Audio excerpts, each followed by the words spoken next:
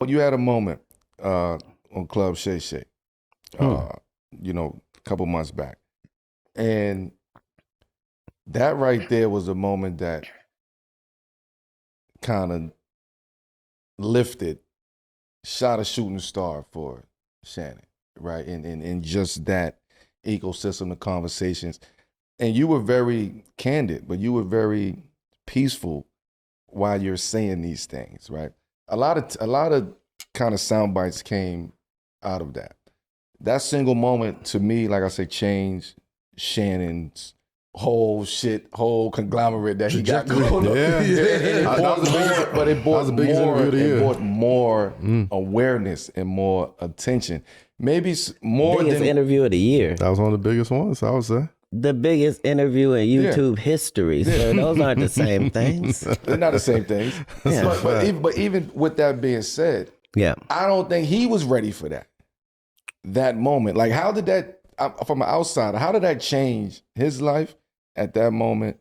And how did that change your life at that moment? Not your life in general, but at that moment, how did life change? The interview had to go to somebody.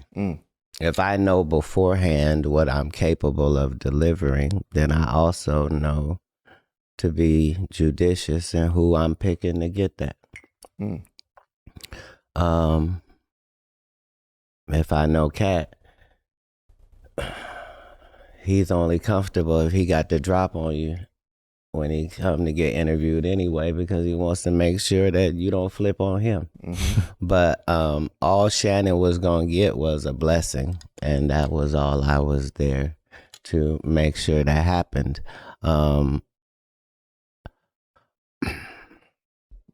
You ain't got the drop on anybody here, do you? I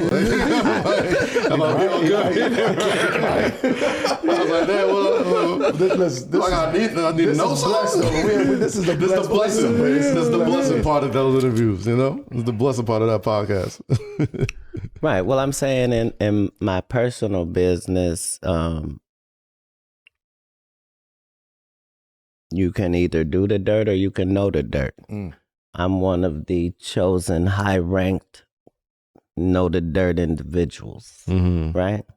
And so dirt responds as they should when the vacuum walks in. Nah, come on. Are you a rapper? You rap on the side? Clearly, sir, yeah. Bro, No, I still rap currently. No, I'm saying currently. Yeah. But my point was that I came to deliver an interview having seen some of my competitors and peers get on that same court and do a performance that involved my name. And so once 6 or 7 of you have made this same violation, it's my job as the king to show up and chastise thee. This is my job. I'm supposed to come in and restore order because that's my position. The fact that it's ignored by the clowns because they're all in the same frat, comedically, like, that's all well and good. I don't care nothing about none of that. But the job still needs to be done.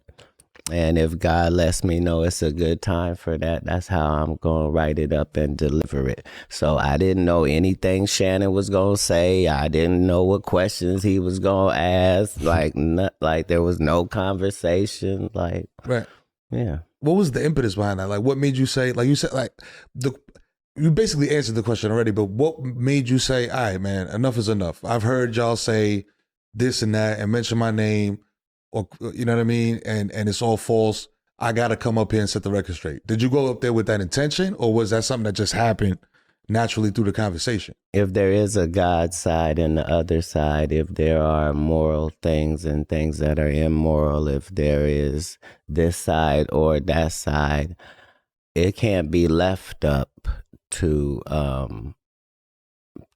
thought process. I'm an enforcer on this side.